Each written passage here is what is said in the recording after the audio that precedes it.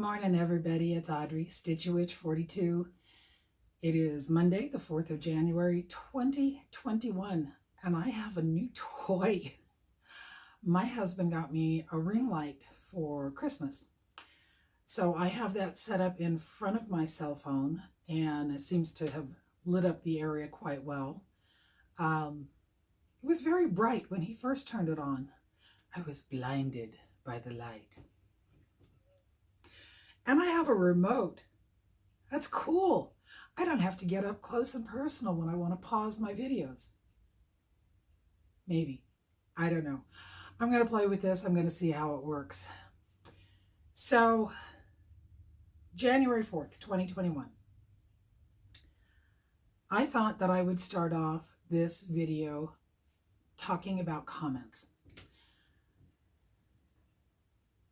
Comments are why I do the videos, besides the fact that it's a way to record my progress on my projects. And I do this because I like the interaction that I get from people who take the time to comment on my videos. I very rarely talk about my subscribers or how many subscribers I have. I've never felt like it's a race, like I have to collect subscribers. And I'm not saying that anybody else considers it to be a race either. I always figure that if people are subscribing to me, I've made some sort of connection with them. But today, I'm going to mention how many subscribers I have. I went on to YouTube Studio this morning because I wanted to pull up some notes. And right now, I have over 2,100 subscribers, which blows me away. That at some point or another, 2,100 different people decided they liked my videos enough to subscribe. On my videos, I normally get maybe a fourth of that in views. My average views on my videos are lows around 400, average high around 600, sometimes higher. That blows me away. But what surpasses the subscriber number or the view number is the comments that I get. And that's where I want to start today, is with a comment that I received just last night. When I'm watching flosstube, I sit in my chair, which is right over here, and I watch my television, which is right over here, and I have a TV tray next to my table, and on my TV tray I have my cross-stitching stuff. I also have my cell phone. When I'm watching a flosstube video, if I want to let the person know that I was watching, I grab my cell phone, I pull up that video, and I leave a blue heart and the Vulcan hand, just to let them know I was there. Or if there's something that I feel I need to leave a comment on, I do that on my cell phone while I'm watching television, flosstube on my television. So last night I was watching television and I saw that I had a notification that somebody had left a comment on one of my videos. And that comment made me smile because it made me realize that I had connected with somebody and I had helped them with their dilemma. This woman, her name is Penny, and that's all I'm going to say. She told me that she had decided that she was going to start her first Haid on January 1st. And she had watched, I think she said 700 YouTube videos on how to do full coverage pieces. So she gridded out her entire piece of fabric, and she didn't say how big it was, but it's a Haid, so we know it's big. She used the monofilament to do the gridding. And when she got the whole thing done, she didn't like it. And then she found my video. This was a coffee break video that I did back in 2018 on how I do full coverage pieces. And she saw what I did,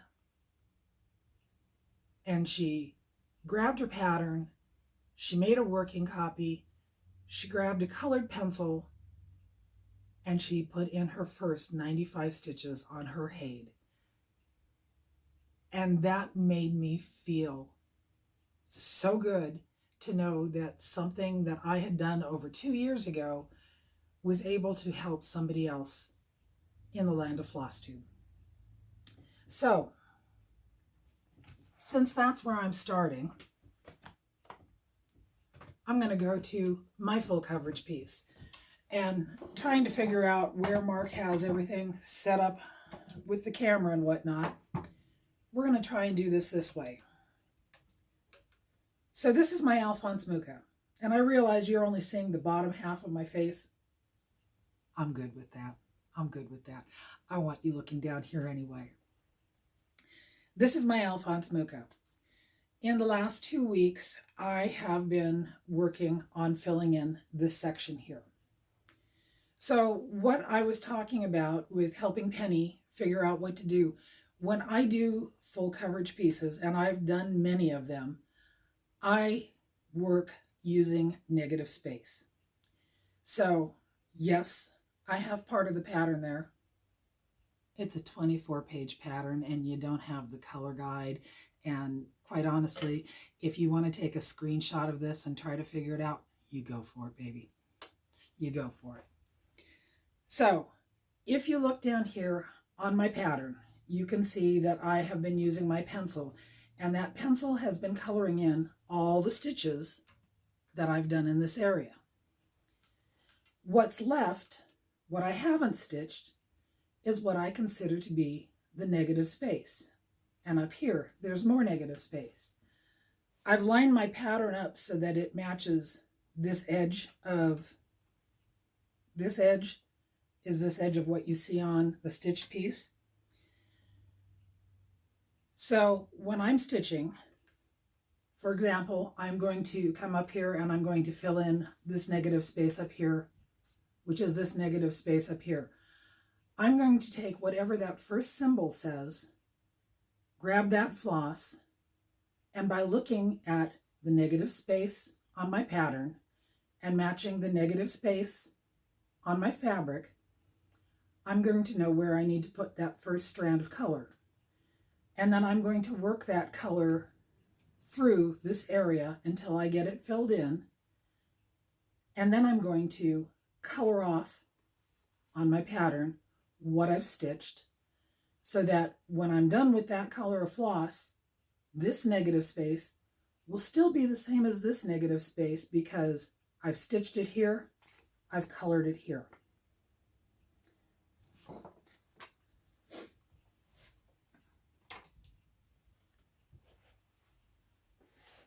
So I spent a day or two working on my Alphonse Mucha. I got that one section all filled in. I'll probably pull it back out in a couple of days or so. I'm getting so close to where her head is going to start showing up on the pattern, and I want to get everything stitched around her head because I want to see her face reveal itself to me. I'm excited about that. I'm really excited about that. So I've rearranged where I'm filming at, obviously. You saw this same view 2 weeks ago when I did my video, only it had Christmas stuff up. I swapped it out. Some people might remember my bird cage from a couple of years ago. I stitched my very first drum.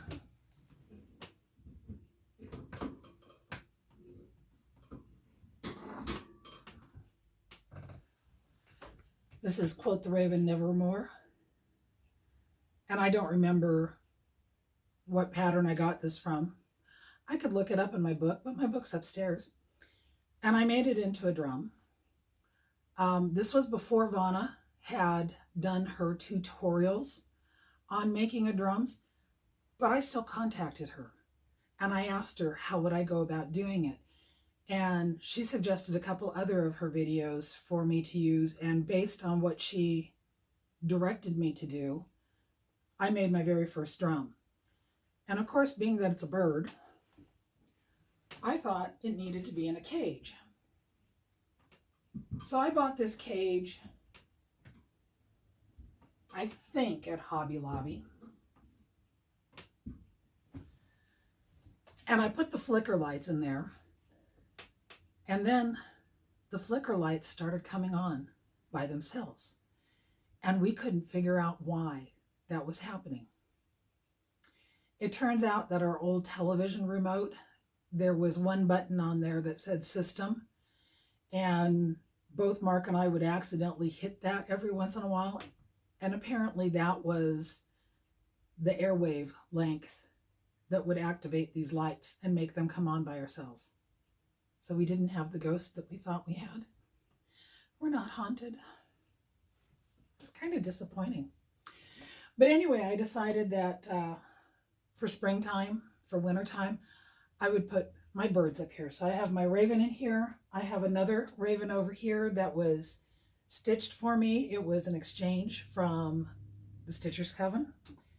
And back over here, kind of harder to see, is a Blackbird's design, Blackbird.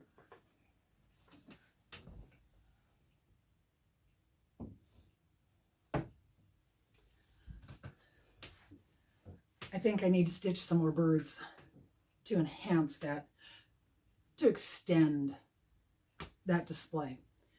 It's an idea that I'm playing with in my mind. All right, so I showed you my Alphonse Mucha. The other thing that I worked on the last couple of weeks is my Halloween Village afghan.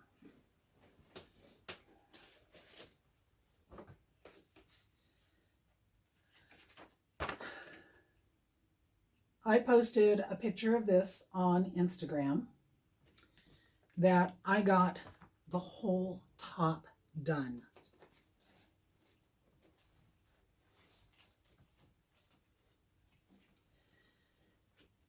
And I have it off the Q-snaps because I hadn't put it back on because I knew I would want to show you.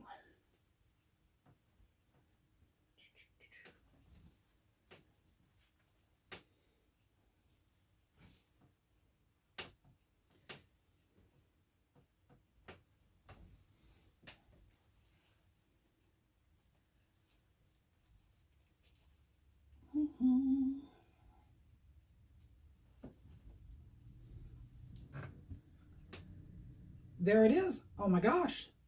I got it all in the screen. That is the whole top of Stoney Creek's Halloween Village afghan. And to be quite honest with you, I am so glad to get past the vine over here. Fiddly bits. Now I have a question.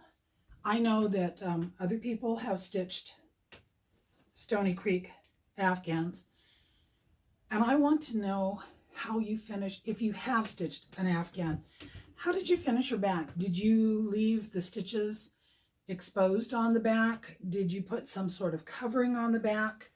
I would like to know.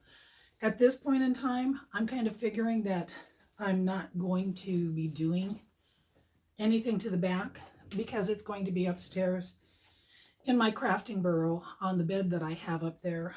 So it won't be used as an afghan. It'll just be a bed covering. So if you stitched one, how did you finish the back, or did you finish the back? I would be really curious to know. Okay. 2021. I think, like everyone, and like Penny, I had to do a new start. You know, why not? I'm carrying over 6 items in my journal that I got from Chris Yo. And I realized when I showed it last time, my ampersand had turned around so you couldn't see it. But there's my addition to her journal cover. I've already started writing my projects in here. And I even added a tab here with a 2021 charm that Helen D sent to me. So I haven't got anything written in my project list yet. I'm going to use this area to record my finishes for this year. But I have the 6 that I've carried over from 2020 to 2021. And my first new project for 2021 is a stitch along that I am doing with Gail Phillips. Gail Phillips has a YouTube channel, and on Instagram she's MS Stitch. I'll link them below. If you haven't seen Gail's videos, please go check her out, give her some love.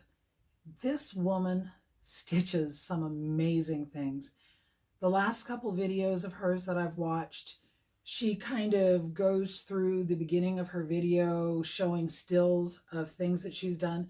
She has stitched biscornos, and she has stitched little pillows, and she stitches haids, and she does hardanger, and it's amazing. But I kind of connected with her not only through watching her videos, but through a Zoom meetup. My friend Becca, Sambry Stitches, hosts a Zoom meetup, and every once in a while, Gail pops in, which is really nice because Gail lives in Australia.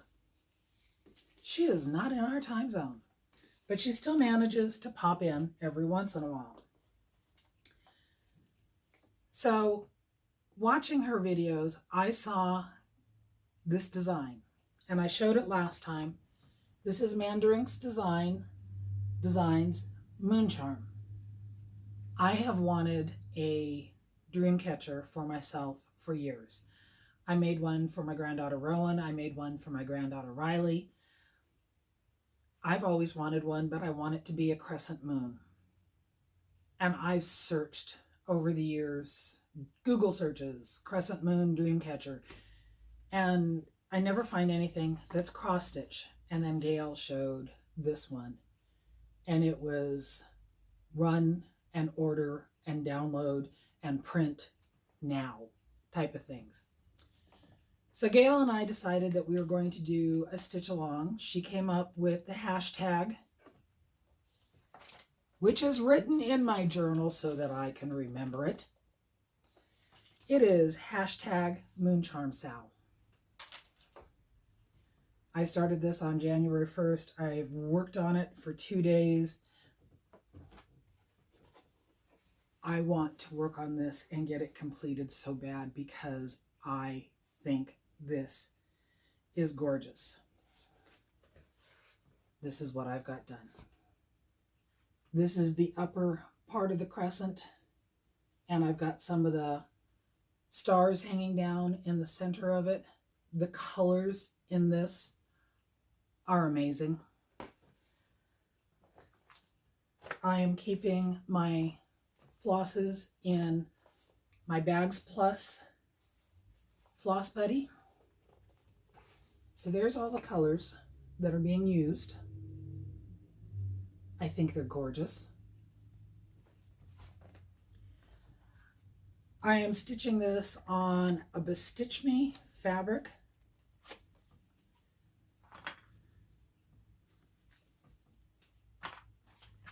And I had to take the end off of that one piece because I want to show you this fabric. Look at this fabric.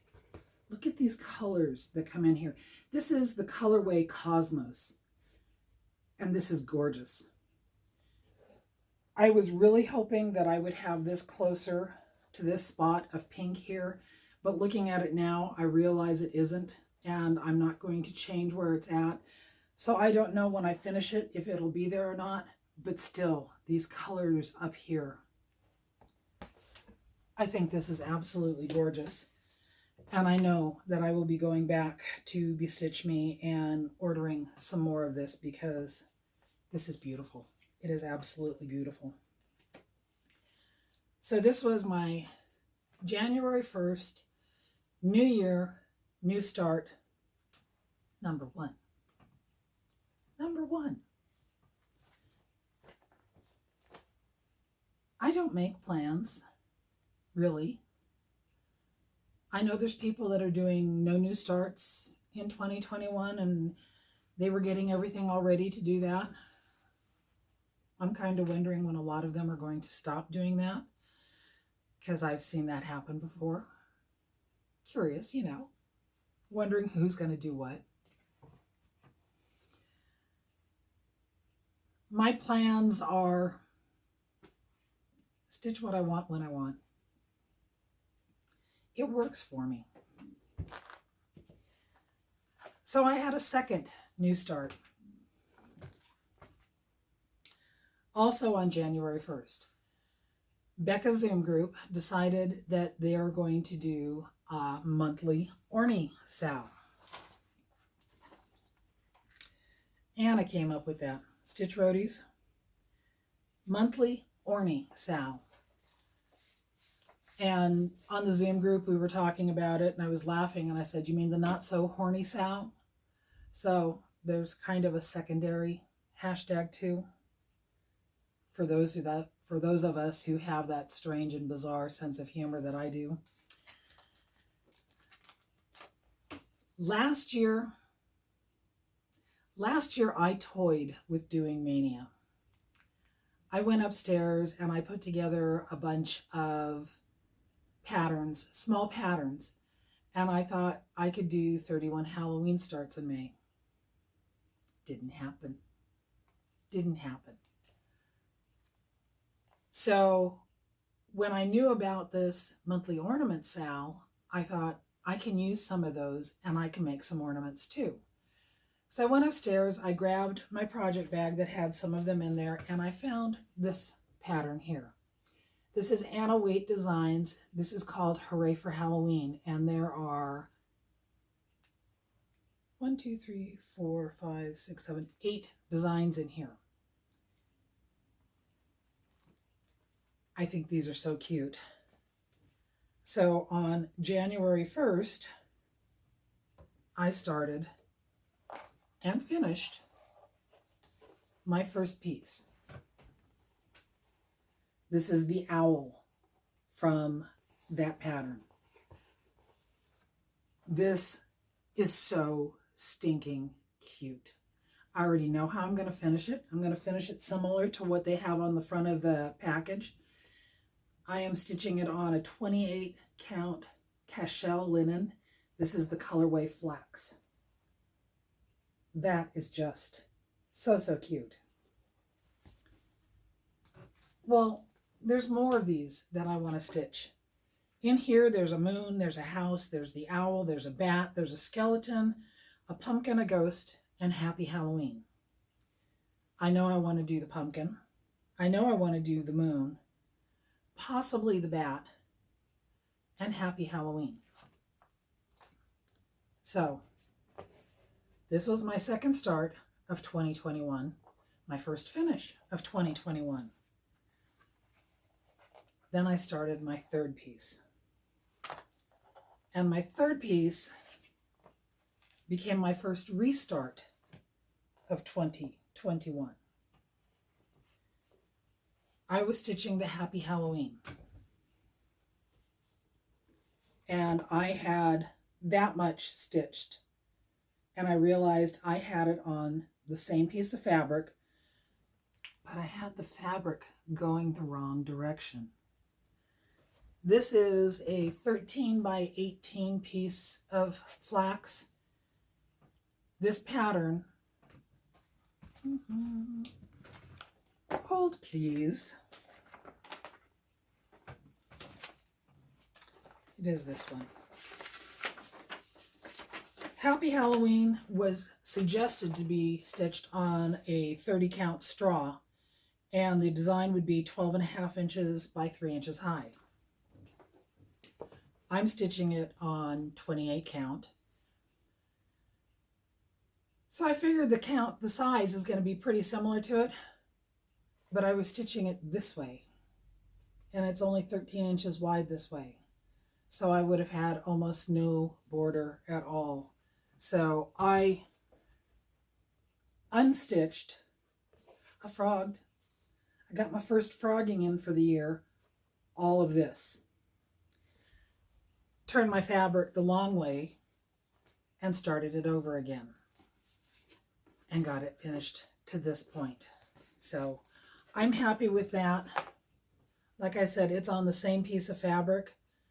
So I figure if that one's going to go across there, I should be able to at least get the pumpkin done over here because it's about the same size as the owl. And that will give me 3 ornaments for the monthly orny sow.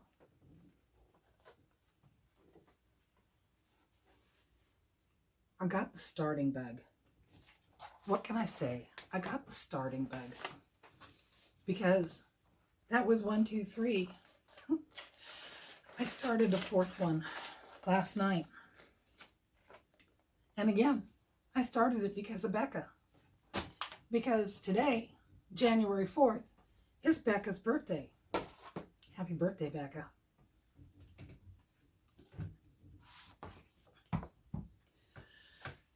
Like just about everyone, I had to get Blackbird's design, Winds of Autumn, because of these 2 patterns down here.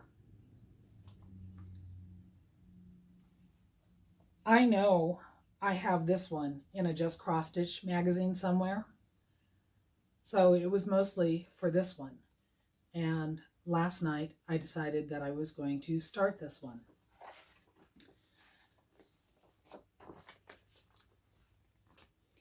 So the pattern calls for a 32 count R&R reproduction tombstone.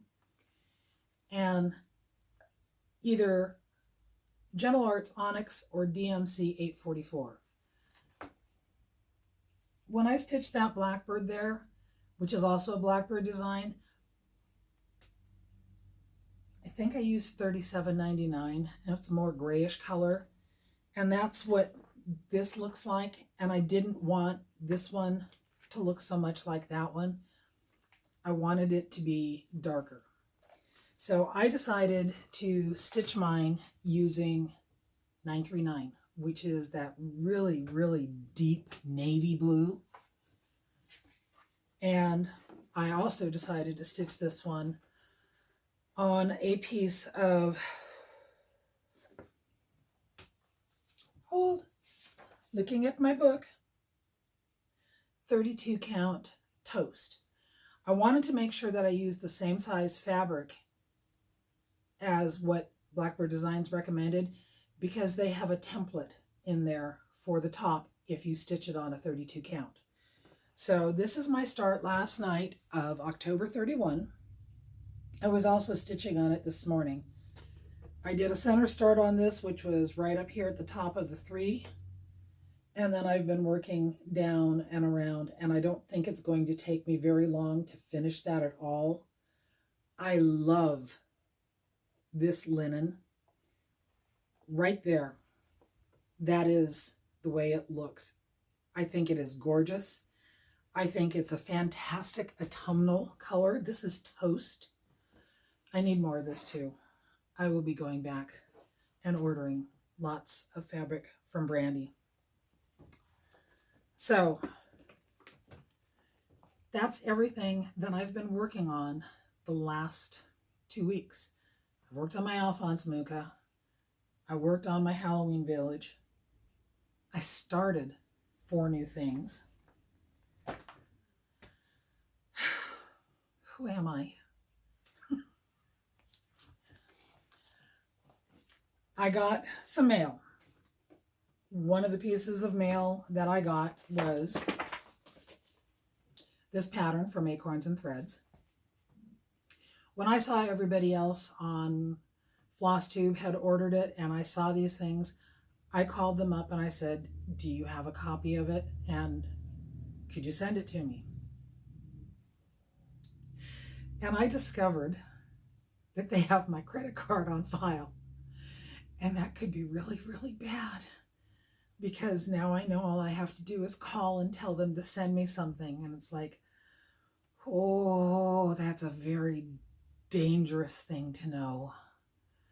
That's a very dangerous thing to know.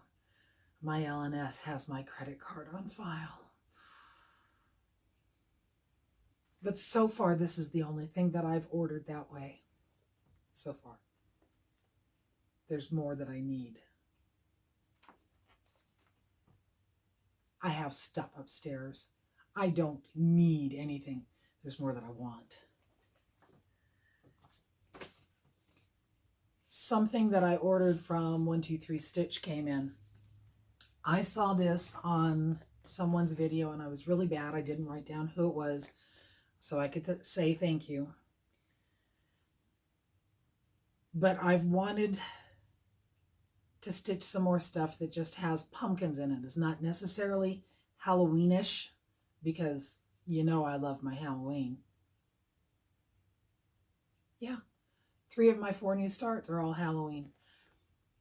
But I wanted something that had pumpkins in it because that way I could have it out for fall. I collect ceramic and glass pumpkins, so this would go with it quite well. And I ordered it from 123 Stitch because that's where they said it was at. This is a Mill Hill pattern. It's a design by Jim Shore, and it's called Harvest Trio. And it's done on banding. And I know Acorns and Threads has banding. So when I get around to starting this one, I can call Acorns and Threads and I can say, do you have the banding for me? And oh, by the way, I need this and this and this Mill Hill beads. And since they have my credit card number on file, they can just send it to me. What a slippery slope. What a slippery slope. So, those are my 2 purchases in the last couple of weeks. I think I'm doing good so far, as long as I don't call Acorns. Because, whew, yeah, that could be dangerous. Alrighty. Check out my notes here. I've watched a couple of new people, and I did write it down in my book. Debbie, who is Mama Bear Stitchery. When I caught up with her, she was on video number 12 and she was doing a whip parade. Beautiful stuff. Beautiful stuff. I will be watching more of her. The other one that I saw, it was her very first video. Followed her on Instagram. Her name is Christine and she goes by the name Whilst Iris Naps. And I saw video number 1. She's also a designer, so please go check out both those ladies.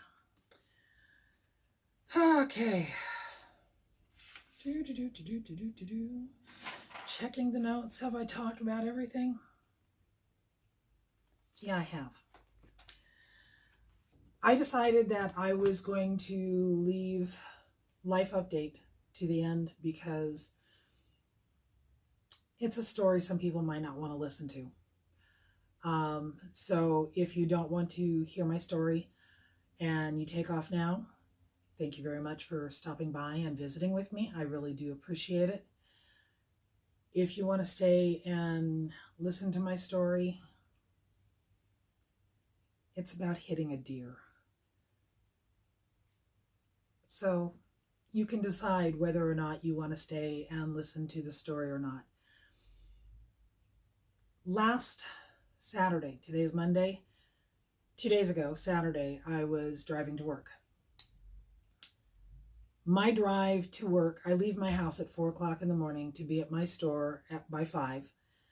It's about a 45-mile drive, and I drive a lot of back roads. I also drive through Canby, which The drive-through Canby is very well lit because there's streetlights. At the end of Canby, the very edge of Canby, the northern edge, there is a big intersection there, 5 lanes wide, 2 lanes both ways, center turn lane both ways. And I had just crossed through that intersection. And at that point, there's no more streetlights. There's a couple of businesses on one side, there's the train track on this side, and then pretty much the road is dark again because it's not as populated as inside Canby city limits. When I'm driving that section of road, I always drive in the left-hand lane. I drive in the left-hand lane for a number of reasons. First of all, driving through Canby, the left-hand lane is smooth. The right-hand lane has a bunch of potholes in it. I drive in the left-hand lane because I feel like I'm in more control. If I have to get out of the way, I have options. I can go to the right-hand lane.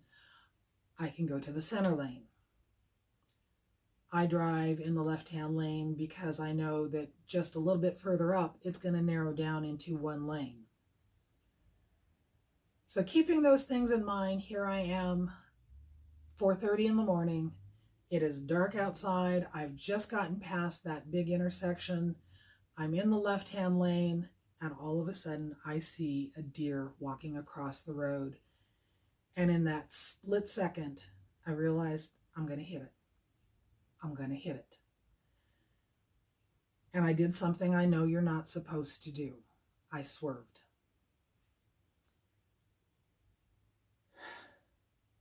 I slammed on the brakes.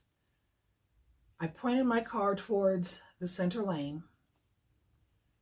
There's no traffic because it's 4:30 in the morning. And I hit the deer because it kept going in front of my car.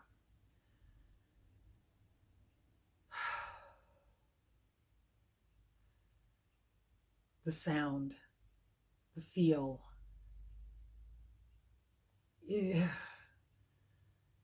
My gut still hurts because I hit that deer.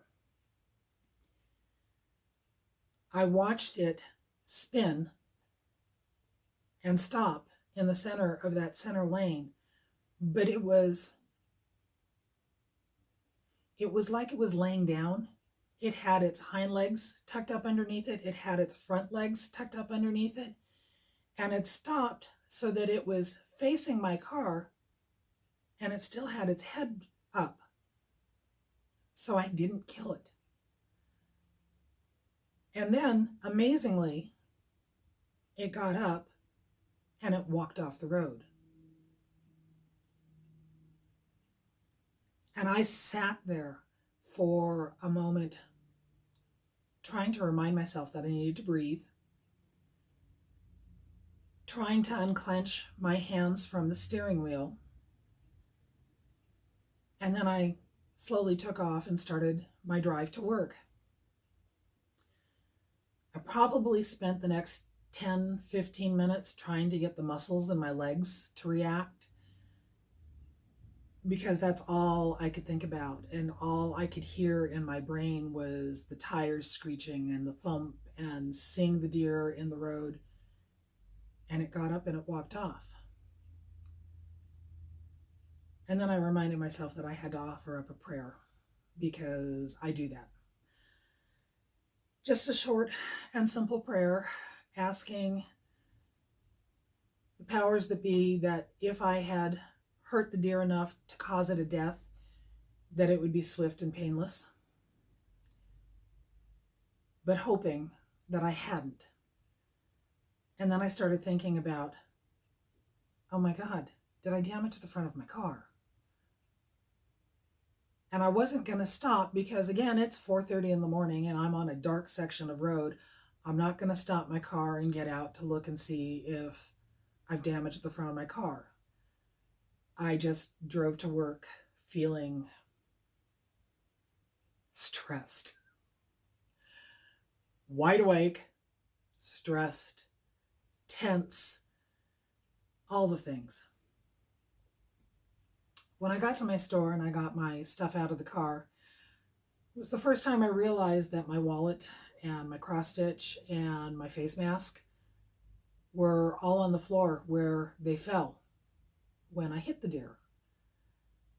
So I picked those up and I got out and I walked around to the front of my car, and I was surprised there was no damage to my car. In fact, there was only a little bit of hair from the deer on the fender where I impacted it. And I just thought, how does that happen? How does that happen? So needless to say, all day at Saturday, I was distracted. I was very quiet. I didn't interact with anybody unless I had to, because all I could think about was that deer. On my drive home, coming the opposite direction, I drove in the right-hand lane because when I got back to that area, I was searching the side of the road and I didn't see an animal laying anywhere around where the accident happened. So I think it's okay. I hope it's okay. I came home, talked with Mark about it.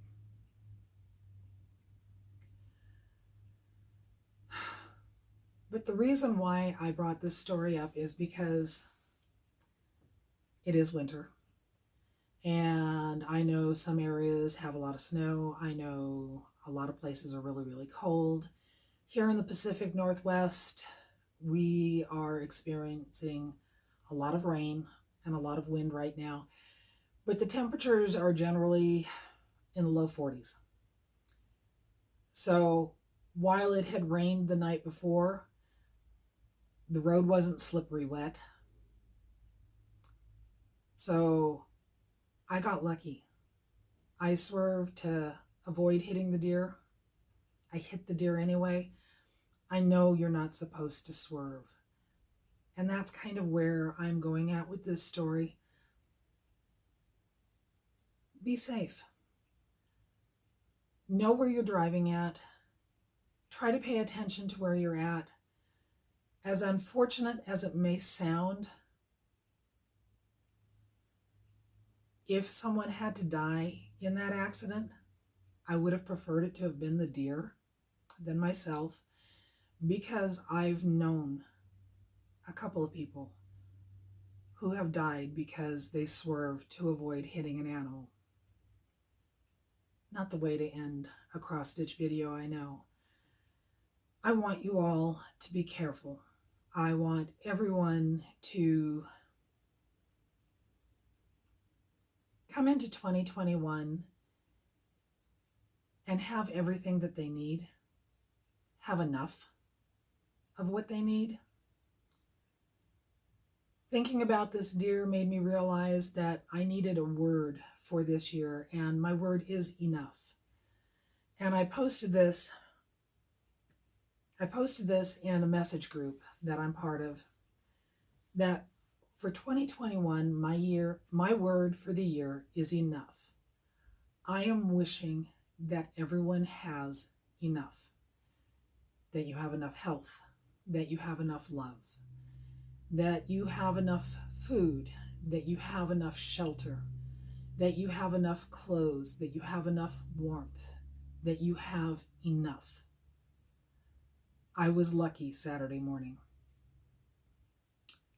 The gods were looking down and I survived. And I think the deer survived. And for that, I am extremely thankful. And I am hoping that with the last year being over and done and everybody having to change the way that they have lived their life, I am hoping that 2021 changes for the better, and I hope that you have enough. So on that note, my friends, I am going to leave you until we meet next time. Thank you for coming and visiting. Thank you if you're a subscriber.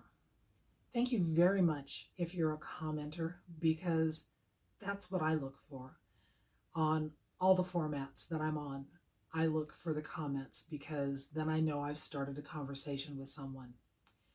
So until we meet again, my friends, live long and stitch on. Bye-bye.